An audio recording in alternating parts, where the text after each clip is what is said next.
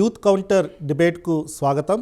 ఈరోజు డిబేట్లో భాగంగా మనం చర్చించే అంశం కులగణన ఏదైతే జరుగుతుందో రాష్ట్రంలో, తెలంగాణ రాష్ట్రంలో కులగణన జరుగుతుంది. ఇంకొక ఆల్రెడీ కంప్లీట్ అయిపోయింది. డేటా అన్నది కూడా ఆల్రెడీ డేటా సెట్స్గా చేసేసుకొని రిపోర్ట్ కూడా రెడీ అయినట్టుగా తెలుస్తుంది. ఇంకొక 2-3 రోజుల్లో ఈ మొత్తం రిపోర్ట్ని క్యాబినెట్ ముందు కూడా పెడతారనేసి సబ్ కమిటీ ఎలా అయితే ఫామ్ చేశారో వాళ్ళు కూడా చర్చించి రాష్ట్ర క్యాబినెట్లో కూడా చర్చించి త్వరలోనే నెక్స్ట్ వచ్చే బడ్జెట్ సెషన్లోనే, రాష్ట్ర బడ్జెట్ సెషన్లోనే రిజర్వేషన్స్ సంబంధించిన అంశాన్ని కూడా పెడుతున్నారనేసి గత 2-3 రోజులుగా ఈ న్యూస్ ఐటమ్స్ అన్నవి వస్తున్నాయి. దీని మీద ఈ కులగణన ద్వారా వచ్చిన డేటా ఎలా రాష్ట్ర ప్రభుత్వాలు ఉపయోగించుకోవచ్చు, ముఖ్యంగా లోకల్ బాడీ ఎలక్షన్స్లో స్థానిక సంస్థల ఎలక్షన్స్ ఏవైతే జరగబోతున్నాయో అందుట్లో ఎలా ఉపయోగపడుతుంది ఈ డేటా అనే అంశం మీద, అందుట్లో యువత పాత్ర ఏంటి అన్నది కూడా ఒకసారి చర్చలో భాగంగా మనం డిస్కస్ చేసుకుంటాం. అలాగే ఈ రిజర్వేషన్స్, ఈ డేటా ద్వారా వచ్చిన దాని మీద ఈ బీహార్ తరహా ఎంప్లాయ్మెంటు, అలాగే ఎడ్యుకేషన్ సెక్టార్లో విద్య, అలాగే ఉద్యోగ అవకాశాల్లో కూడా రిజర్వేషన్స్ పెంచాల్సిన అవసరం ఉందా అన్నది కూడా ఈరోజు చర్చలో మనం డిస్కస్ చేసుకుందాం. దీంట్లో భాగంగా ఈరోజు చర్చా కార్యక్రమానికి వచ్చిన వాళ్ళు మహేష్ ICSSR రీసెర్చ్ స్కాలర్గా ఉన్నారు, డిపార్ట్మెంట్ ఆఫ్ పబ్లిక్ అడ్మినిస్ట్రేషన్లో ఉస్మానియా యూనివర్సిటీ నుంచి వచ్చారు. అలాగే ప్రస్తుతం OU Osmania university all India OBC students association ప్రెసిడెంట్గా ఉన్నారు. వారితో పాటు మన ముందు రాజ్ కుమార్ గారు పొలిటికల్ స్ట్రాటజిస్ట్, అలాగే NITలో చదువుకొని తర్వాత యూనివర్సిటీ ఆఫ్ హైదరాబాద్లో MA సోషాలజీ కంప్లీట్ చేసుకొని ఇప్పుడు పొలిటికల్ ఇష్యూస్ మీద కామెంటరీ చేసుకుంటూ స్ట్రాటజిస్ట్గా కూడా పనిచేసి ఉన్నారు. వారు కూడా మనతో పాటు ఉన్నారు. వారితో పాటు రామ్ గారు కూడా ఉన్నారు. ఉస్మానియా యూనివర్సిటీ నుంచి తను కూడా ఆర్ట్స్ కాలేజ్ ఇన్ఛార్జ్గా ఉన్నారు, AOBCSA ఆర్ట్స్ కాలేజ్ ఇన్ఛార్జ్గా ఉన్నారు. వారితో పాటు మన ముందు వినయ్ గౌడ్ గారు కూడా జాయిన్ అవుతారు ఇంకొద్ది క్షణాల్లో. ఆయన కూడా లింగ్విస్టిక్ డిపార్ట్మెంట్లో మాస్టర్స్ చేస్తూ ఇప్పుడు స్టేట్ ఎగ్జిక్యూటివ్ కమిటీ మెంబర్గా కూడా ఉన్నారు all India OBC students association. ముఖ్యంగా ఓబీసీలు ఈ రిజర్వేషన్స్ అంశాన్ని ఎలా చూడొస్తున్నారు, ఈ కులగణన అంశాన్ని ఎలా చూస్తున్నారు. మన ముందు మహేష్ ఎలా చూస్తారు మీరు? ఇప్పుడు రేపు మొత్తం ఒక 2 నెలల్లోనే మొత్తం డేటా అన్నది కలెక్ట్ చేశారు, డేటా అన్నది ట్యాబ్యులేషన్ చేసేసి రిపోర్ట్స్గా మన ముందుకు రాబోతుంది. ఆ రిపోర్ట్ని కూడా క్యాబినెట్ సబ్ కమిటీ ముందు కూడా ఉంచుతారనేసి మనకు తెలుస్తుంది. సో అంటే ఇంకొన్ని రోజుల్లోనే స్థానిక సంస్థల్లో కూడా రిజర్వేషన్ పెంచుతారన్న అంశం కూడా ఉంది. ఎందుకంటే కామారెడ్డి డిక్లరేషన్లో కూడా వీళ్ళు కాంగ్రెస్ పార్టీ వాళ్ళు మెన్షన్ చేస్తున్నారు కాబట్టి. సో మీ అభిప్రాయం ఏంటి? ముందుగా ఈ కాన్ఫరెన్స్కి వచ్చినటువంటి రాము గారికి అండ్ వినయ్ గారికి, రాజు గారికి అండ్ మీకు కూడా ప్రత్యేక ధన్యవాదాలు సార్.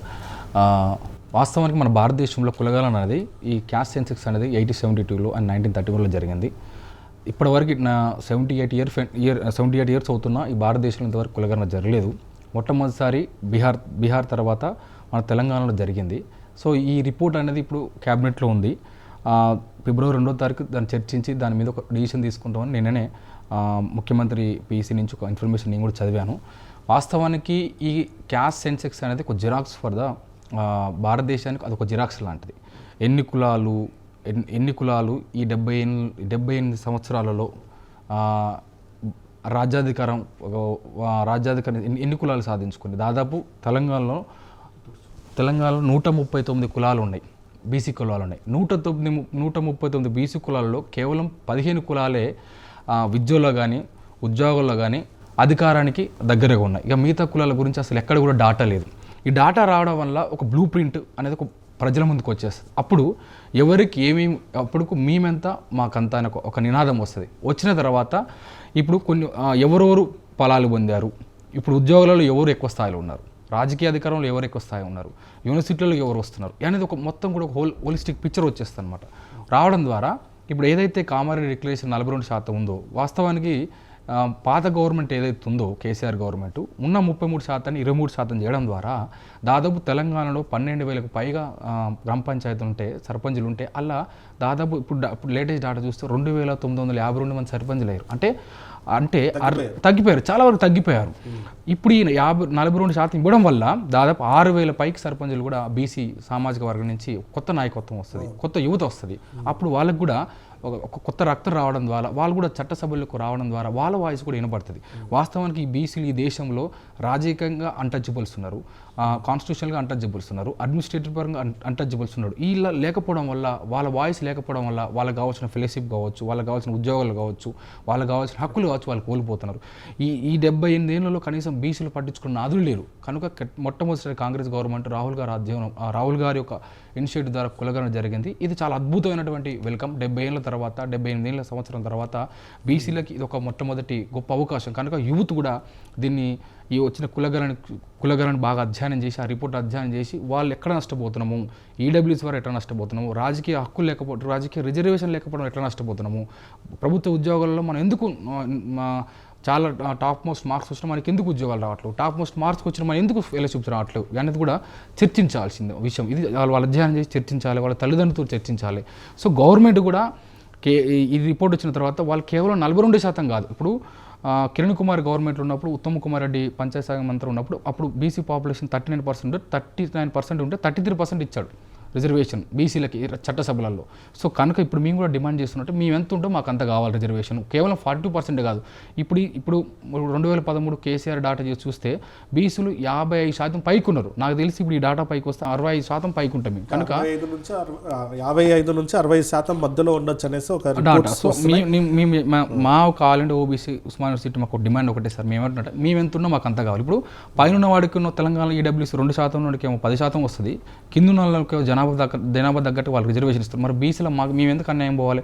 బీసీలు ఈ దేశంలో క్రిమినల్ వల్ల నష్టపోతున్నాము, రాజకీయ హక్కులు లేక నష్టపోతున్నాము, ఉద్యోగాలలో మాకు ప్రమోషన్ లేక నష్టపోతున్నాము, ఓబీసీ సర్టిఫికేట్లు నష్టపోతున్నాం. ఇన్ని రకాలుగా బీసీ అణచివేయబడుతుంది. కనుక తెలంగాణలో బీసీ వాదం వచ్చింది. ఇది రానుల గురించి ఖచ్చితంగా బీసీ వాదం బలపడుతుంది.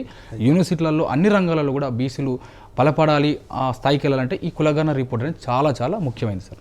రామ్ గారు, సో మీరు అంటే ఎలా చూస్తారు ఇది కులగణన జరిగిన అంశాన్ని, అలాగే కులగణన తర్వాత వచ్చిన రిపోర్ట్ ఇప్పుడు ఎలా మన విద్యార్థులు యువత ఎలా చూడాలనుకుంటున్నారు?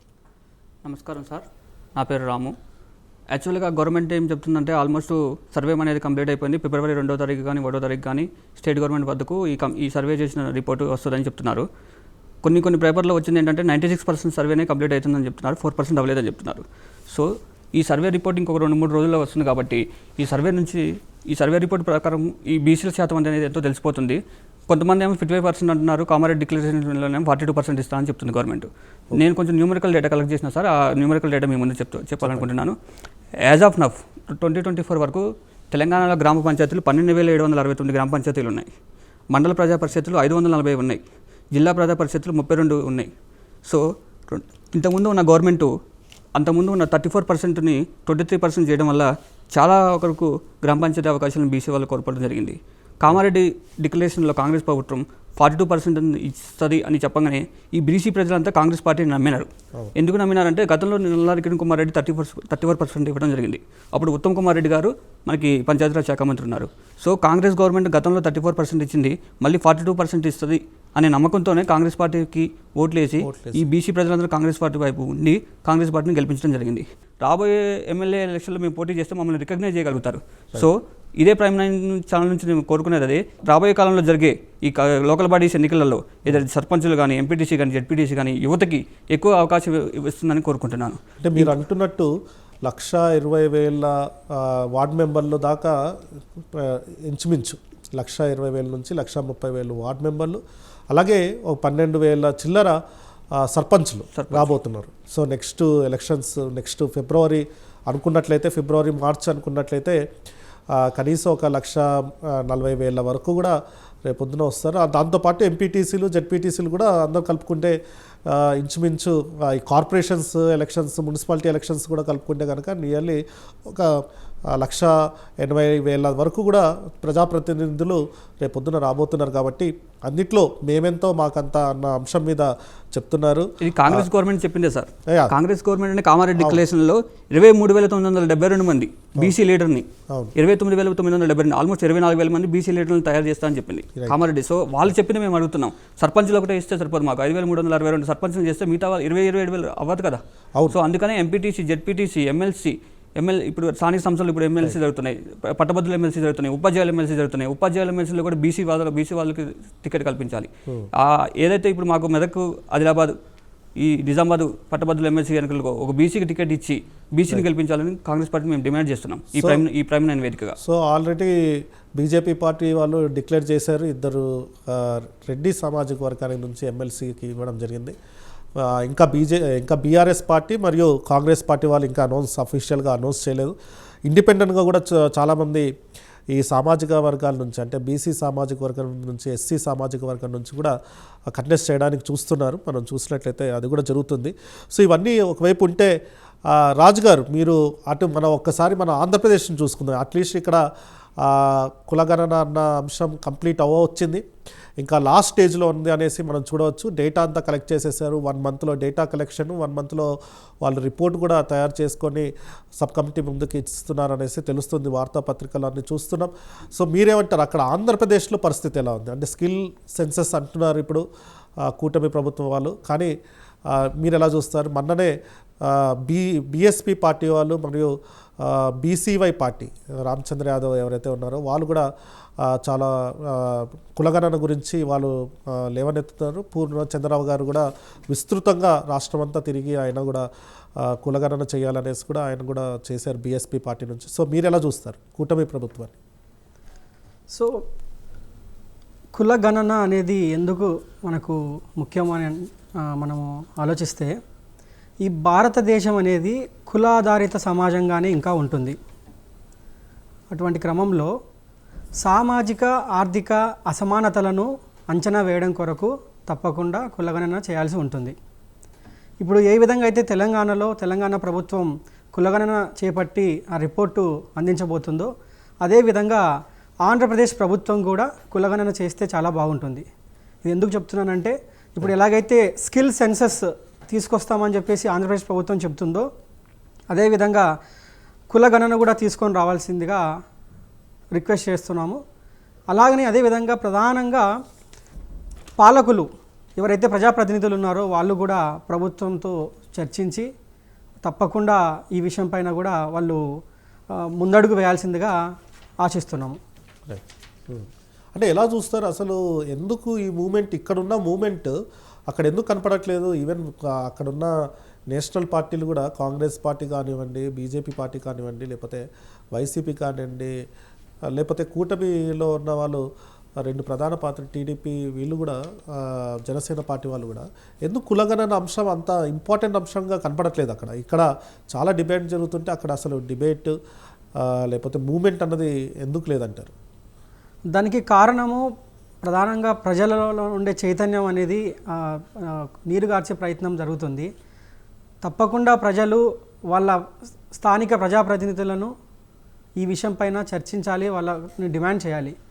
అలా చేస్తేనే మనకు చాలా ఈజీ అవుతుంది. ఎందుకంటే ఒకప్పటిలా కాదు, ఇప్పుడు రాష్ట్ర ప్రభుత్వం కూడా ఎన్డీఏ కూటమే ఉంది, కేంద్ర ప్రభుత్వం కూడా ఎన్డీఏ కూటమే ఉంది. వాళ్ళు తలుసుకుంటే తప్పకుండా కులగణన అనేది సాధించగలుగుతారు, చాలా ఈజీ కూడా. ఇంకా ప్రధానంగా డేటా డ్రివెన్ సొసైటీ అనేది మనము అంతా చూస్తున్నాం.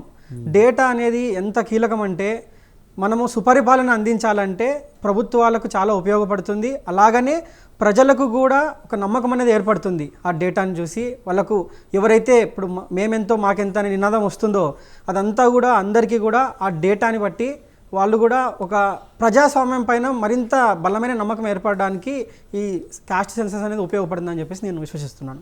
ఓకే, మహేష్ గారు, సో ఇప్పుడు చెప్తున్న అంటే వాళ్ళ ఇంటర్నల్ న్యూస్ అవన్నీ వస్తున్నది ఏంటంటే, వీళ్ళు ఇక్కడ ఒక చట్టాన్ని చేసి పంపించడం కేంద్ర ప్రభుత్వానికి పంపిస్తారని తెలియజేస్తున్నారు. అంటే లోకల్ బాడీ ఎలక్షన్లో తెలంగాణ ప్రభుత్వం ఇక్కడ ఒక చట్టం చేసేసి అది ఆ చట్టాన్ని షెడ్యూల్ 9లో పెట్టడమా, లేకపోతే ఆ చట్టాన్ని యాక్సెప్ట్ చేసేసి ఆర్టికల్ 243D6 ఆర్టికల్ 243T6 అంటే లోకల్ బాడీస్లో, పంచాయతీలో, అలాగే మున్సిపాలిటీస్లో ఈ పర్టికులర్ ఆర్టికల్స్ని అమెండ్ చేసేసి ప్రపోర్షనేట్ పాపులేషన్కి తగ్గట్టుగా రిజర్వేషన్స్ ఇచ్చే క్రమాన్ని చూడాలి అన్నది కూడా డిమాండ్ ఉంది. ఎందుకంటే కోర్టులు ట్రిపుల్ టెస్ట్ ద్వారా ట్రిపుల్ టెస్ట్లో 50% దాటకూడదని ఉంది కాబట్టి ట్రిపుల్ టెస్ట్ ద్వారా దాన్ని అడ్డుకోవాలంటే ఇది పార్లమెంట్ రూట్గానే వెళ్ళాలి అనేసి ఇక్కడ ఒక అభిప్రాయం ఉంది. సో ఇప్పుడు బాల్ అన్నది కేంద్ర ప్రభుత్వం పైన ఉన్నట్లు దగ్గరికి వెళ్ళినట్టు, అలాగే బీజేపీ పార్టీ దగ్గరికి కోర్టులోకి వెళ్ళినట్టుగా చూడొచ్చా? ఖచ్చితంగా సార్. ఇప్పుడు మనం నేను 1950 నుంచి ఇప్పటివరకు మనం ఇంద్రసాయి కేసు నుంచి ఇప్పుడు చూస్తే మనకి బీసీలకి పెద్ద శత్రువు కోర్టులే సార్. ఇప్పుడు అనంతరాయ్ కమిషన్ కావచ్చు, లేకపోతే మండల్ కమిషన్ కావచ్చు, లేకపోతే కేల్గర్ కమిషన్ కావచ్చు, రీసెంట్గా వచ్చిన కులగణన సర్వే ప్రతిసారి కూడా మన కోర్టులో అడ్డుకుంటున్నాయి. కానీ మేము ఇక్కడ all India OBC student association Osmania తరఫున మేము తెలంగాణ బీసీ కమిషన్ కూడా రిపోర్ట్ ఇవ్వడం జరిగింది. ఖచ్చితంగా ఇక్కడ బీసీలకి మేమెంతో మామంతా రిజర్వేషన్ ఇవ్వాలి, మీరు తమిళనాడు మోడల్ ఫాలో కావాలి, జయలలిత ఉన్నప్పుడు ప్లస్ ఆ పోరాటం ద్వారా బీసీలు చాలా చైతన్యమై వాళ్ళ హక్కులు సాధించుకొని వాళ్ళ జనాభా 50% ఉంటే 50% వాళ్ళు రిజర్వేషన్ సంపాదించుకున్నారు. అది జయలలిత గారు పివి నరసింహన్ అడిగి పార్లమెంట్లో షెడ్యూల్ 9లో అమెండ్మెంట్ ఇవ్వడం జరిగింది. సో షెడ్యూల్ 9లో ఇవ్వడం వల్ల కోర్టు నుంచి మనం బయటపడవచ్చు అనమాట. సో కోర్టులు పెద్ద మనకి కోర్టు ఇంటర్ఫిరెన్స్ ఉండదు అనమాట. కోర్టు ప్రతిసారి కూడా ప్రతి డాటా ఏది తీసుకొచ్చినా కోర్టు అనేది ఖచ్చితంగా ఇంటర్ఫియర్ అవుతుంది. ప్లస్ మొన్న బీహార్లో జరిగినప్పుడు కూడా అక్కడ హైకోర్టు ఇంటర్ఫియర్ అయింది, కర్ణాటకలో జరిగినప్పుడు అక్కడ హైకోర్టు ఇంటర్ఫియర్ అయింది. సో ఇప్పుడు తెలంగాణలో కూడా ఖచ్చితంగా ఈ డాటా రిలీజ్ అయినది ఖచ్చితంగా మేధావులు ఏమంటారు కోర్టు ఇంటర్ఫియర్ అవుతుంది. కోర్టు ఇంటర్ఫియర్ కాకుండా దాన్ని ఇక్కడ అసెంబ్లీలో చర్చించి దాన్ని చర్చించి ఒక బిల్లుగా చేసి కేంద్ర ప్రభుత్వానికి పంపించాలి. అప్పుడు దాని కేంద్ర ప్రభుత్వం ఖచ్చితంగా కాంగ్రెస్ కేంద్ర ప్రభుత్వం మీద ప్రెషర్ పెట్టి అక్కడ ఉన్నటువంటి కేంద్ర ప్రభుత్వం ద్వారా దాన్ని పార్లమెంట్లో చర్చించి షెడ్యూల్ 9లో చేర్చడం ద్వారా బీసీలకి రిజర్వేషన్ వచ్చే అవకాశం ఉంది. లేకపోతే ఇది మళ్ళీ కూడా వెనకపోయే అవకాశం ఉంది, మళ్ళీ బీసీలు నష్టపోతారు. ఇప్పటికే చాలా వరకు నాకున్న డేటా ప్రకారము ఈ బీసీలకి డేటా లేకపోవడం వల్ల 1931 స్టిల్ మనం 1931 డాటా పోవడం వల్ల 3 లక్షల ఉద్యోగాలు కేంద్ర ప్రభుత్వం మనం కోల్పోవాల్సి వచ్చింది. ఇకనైనా బీసీలు మేలుకోకపోతే మనం చాలా నష్టపోవడం కూడా జరుగుతుందని నా ఉద్దేశం. అదే అంటే మహేష్ గారి ప్రకారంగా ఈ కులగణన చేసి ఇక్కడ రిజర్వేషన్స్ను పెట్టాలని లెజిస్లేషన్ చేసేసి తర్వాత కేంద్ర ప్రభుత్వం మీద రేవంత్ రెడ్డి గవర్నమెంట్ పోరాడే సత్తా ఉందా లేదా అనేది వేసి చూడాల్సిన అవసరం ఉంది. అలాగే అలా చేస్తారా, లేకపోతే పార్టీ పరంగా మేము టికెట్లు ఇస్తాము కోర్టులు అడ్డుకుంటున్నాయి కాబట్టి అలా చేస్తారా అన్నది మనం వేచి చూడాల్సిన అంశంగా చూడొచ్చు. కానీ ఓ పొలిటికల్ ఆపర్చునిటీ లెక్క రేవంత్ రెడ్డి తీసుకుంటే కనుక ఇది ఒక చాలా ఇంపార్టెంట్ అస్త్రంగా చూడొచ్చు బీజేపీ ప్రభుత్వం, కేంద్రంలో ఉన్న బీజేపీ ప్రభుత్వం పైకి. అలాగే రామ్ గారు, సో మీ అభిప్రాయం ఏంటి? అంటే ఎలా చూస్తున్నారు? మళ్ళీ ఇక్కడ ఈ పొలిటికల్ టజిల్ ఏమన్నా ఉండబోతుందా? నెక్స్ట్ వచ్చే 2-3 నెలల్లో ఎలా ఉండబోతుంది అనుకుంటున్నారు? ఇప్పటికే సంవత్సర కాలం గడిచిపోయింది సార్. ఫిబ్రవరి 1 వస్తే సర్పంచ్లు లేక ఆల్మోస్ట్ 1 year అయిపోతుంది. సో సర్పంచ్ లేకపోతే తలలేని ముండంలాగా అయిపోతుంది గ్రామ పంచాయతీ. సో ఒక స్థానిక ఓటరు డైరెక్ట్గా ఎమ్మెల్యేని కాంటాక్ట్ కాలేడు. అదే సర్పంచ్ ఉంటే త్రూ సర్పంచ్ ద్వారా వెళ్ళగలుగుతారు. సో ఈ 42% కాంగ్రెస్ పార్టీ ఏదైతే 42% ఇస్తా ఉంటుందో దీన్ని అసెంబ్లీలో తీర్మానం చేసి బీజేపీ సెంట్రల్ గవర్నమెంట్కి పంపుతుంది. సెంట్రల్ గవర్నమెంట్ యాక్ట్ చేయకపోతే మా పరిస్థితి ఏంటి? ఓవర్గా ఈ 17,769 సరే సెంట్రల్ గవర్నమెంట్ చేయలేదు, కంపల్సరీగా ఎలక్షన్ చేయాలి కాబట్టి 12,769లో మాకు 42% ప్రకారం ఇస్తుంది, కాంగ్రెస్ పార్టీ టికెట్లు ఇస్తుంది. అవతల పక్క బీఆర్ఎస్ పార్టీ ఇవ్వకపోతే ఒక బీసీ మీద జనరల్ టికెట్ బీసీకి ఇచ్చి మేము కాంగ్రెస్ పార్టీ నుంచి బీసీ పోటీ చేసిన తర్వాత బీఆర్ఎస్ పార్టీ నుంచి ఓసీని పోటీ చేస్తే బీసీ పరిస్థితి ఏంటి? వాళ్ళు అధికంగా బలంగా ఉంటారు, వాళ్ళు సామాజికంగా అధికంగా బలంగా ఉంటారు. బీసీలు ఏదో కాస్త కూస్తో ఉన్న డబ్బు మొత్తం ఖర్చు పెట్టి అప్పులు పాలవడం తప్పితే ఏమి ఉండదు. కాబట్టి మేము ఈ వేదిక నుంచి కాంగ్రెస్ పార్టీని ఒకటే డిమాండ్ చేస్తున్నాను, మీ 42% ఇప్పుడు ఇస్తారు, చట్టపరంగా ఇవ్వాలి. చట్టపరంగా ఇవ్వకపోతే దానికోసం మేము ఏం చేయాలి? మీరు మాకు ఈ 42% టికెట్లు ఇస్తారు. సో కాబట్టి నేను ఏమంటున్నా అంటే ఈ 3 రాజకీయ పార్టీలు ఏవైతే టీఆర్ఎస్, బీజేపీ, కాంగ్రెస్ ఏవైతే ఉంటాయో ఈ రిజర్వేషన్కి కేంద్రం అనుకూలించకపోతే ఇచ్చే మీ 42% రిజర్వేషన్లో బీసీల మీదే టికెట్ ఇవ్వాలని నేను ఈ వేదిక నుంచి డిమాండ్ చేస్తున్నాను. ఎందుకంటే కాస్త కూస్తో ఉన్న 1 ఎకరమో 2 ఎకరాలు అమ్ముకొని మేము పోటీ చేస్తే ఆ ఓసీ 10 ఎకరాలు అమ్ముకొని పోటీ చేస్తాడు. సో ఈ అతను ఎక్కువ ఫైనాన్షియల్గా స్ట్రాంగ్ ఉంటే అతను ఎక్కువ ఖర్చు బీసీలు అలా అది ఉంది సార్. కాంగ్రెస్ పార్టీ దగ్గర రెండో ఆప్షన్ ఇదే ఉంది. అంటే 1,20,000 1,30,000 దగ్గర డిఫరెంట్ పొజిషన్స్లో కంటెస్ట్ చేస్తున్నప్పుడు చట్టపరంగా లేకపోతే కనుక అది పార్టీలు ఇచ్చుకుంటారు, లేకపోతే లేదు ఒక దగ్గర ఇచ్చి ఇక్కడ ఇచ్చాం అక్కడ ఇచ్చామని చెప్పే, అంటే పోయినసారి కూడా అదే జరిగింది కాబట్టి. సో అంటే చాలా బీసీ సంఘాలు చెప్తున్నది ఏంటంటే, బీసీ సంఘాల నుంచి కానివ్వండి బీసీ ప్రజాప్రతినిధుల నుంచి కూడా వస్తున్నది ఏంటంటే చట్టపరంగానే రావాలి, అక్కడ ఖచ్చితంగా అక్కడ రిజర్వేషన్స్ ఉంటేనే కంటెస్ట్ చేయడానికి ఉంటుంది. జనరల్ పొజిషన్లో కావాల్సి ఉంటే అక్కడ కంటెస్ట్ చేస్తారా, బీసీలు కంటెస్ట్ చేస్తారా, ఎస్సీస్ కంటెస్ట్ చేస్తారా, ఓసీస్ కంటెస్ట్ చేస్తారా అన్నది పక్కన పెడితే ఈ 42% మాత్రం ఖచ్చితంగా ఉండాలనేది ప్రజాప్రతినిధుల నుంచి అలాగే బీసీ సంఘాల నుంచి వస్తున్న డిమాండ్. కాబట్టి చూద్దాం, ఎలా వేచి చూద్దాం. రాజ్ కుమార్ గారు, ఈ అస్సాన్ని అంటే కులగణన చేసిన తర్వాత ఒక యాక్ట్ కింద తీసుకొని వచ్చాక కోర్టులు అడ్డంకులు సృష్టిస్తాయి అని తెలిసినప్పుడు కులగణన చేసి రేవంత్ రెడ్డి ప్రభుత్వం కేంద్రానికి ఈ బిల్లు పంపించడం ద్వారా కాంగ్రెస్ ప్రభుత్వానికి, ఇక్కడ రేవంత్ రెడ్డి ప్రభుత్వానికి, అక్కడ మోడీ ప్రభుత్వానికి ఏమన్నా ఫ్రిక్షన్స్ లేకపోతే ఇవి రాబోతుందా? అంటే రాజకీయ అస్త్రంగా రేవంత్ రెడ్డి వాడుకునే అవకాశం ఉందా? తప్పకుండా కిరణ్ గారు, ఎందుకంటే 2024 ఎలక్షన్ మేనిఫెస్టోలో ఇండియన్ నేషనల్ కాంగ్రెస్ మరియు ఇండియా కూటమి కులగణన అనేది తప్పకుండా చేస్తామని చెప్పేసి ఎన్నికల మేనిఫెస్టోలో చెప్పడం జరిగింది. అదేవిధంగా ఇప్పుడు తెలంగాణ ప్రభుత్వం ఏదైతే కాంగ్రెస్ ప్రభుత్వం ఉందో ఇక్కడ వాళ్ళు కులగణన చేపట్టి వాళ్ళు అది కేంద్రంకి పంపించిన తర్వాత తప్పకుండా ఫ్రిక్షన్ అనేది ఏర్పడుతుంది. ఇది డెఫినెట్గా కాంగ్రెస్ ప్రభుత్వానికి మైలేజ్ ఇచ్చే అంశంగా ఉంటుంది. ఎందుకంటే దేశం అంతటా కూడా కులగణన జరగాలి అనే విషయం అందరిలోన ఒక చైతన్యం వచ్చింది, అవగాహన వచ్చింది, కోరుకుంటున్నారు. సో ఇటువంటి క్రమంలో బీజేపీ ప్రభుత్వము లేదా ఎన్డీఏ ప్రభుత్వం అనేది ఏ విధంగా దీన్ని తీసుకుంటుంది అనేది చూడాల్సిన అంశం. రైట్. వినయ్ గారు, సో ఇప్పుడు ఎలా చూస్తారు అంటే విద్యార్థుల యువత పాత్ర ఏమంటారు? ఇన్ కేస్ ఈ కులగణన చేసిన తర్వాత కూడా కోర్టులు అడ్డంకులు సృష్టించాక, పార్టీలు ఇంప్లిమెంట్ చేశాక కూడా కోర్టులు అడ్డంకులు సృష్టించాయి, పార్టీలు ఇండిపెండెంట్ వ్యూ తీసుకోవడం, అంటే 42% మేమే పార్టీ పరంగా ఇస్తామనో లేకపోతే ఈ 42% ఇంప్లిమెంట్ చేయకపోతే, సో యువత ఒక బాధ్యత ఏంటి, వాళ్ళు ఏం చేయాలనుకుంటున్నారు? అందరికీ నమస్కారం. అయితే ఇప్పుడు ప్రస్తుతం ఉన్న యువత పరంగా చూసుకుంటే యువత రాజకీయాల్లోకి రావాల్సిన అవసరం చాలా ఉంది.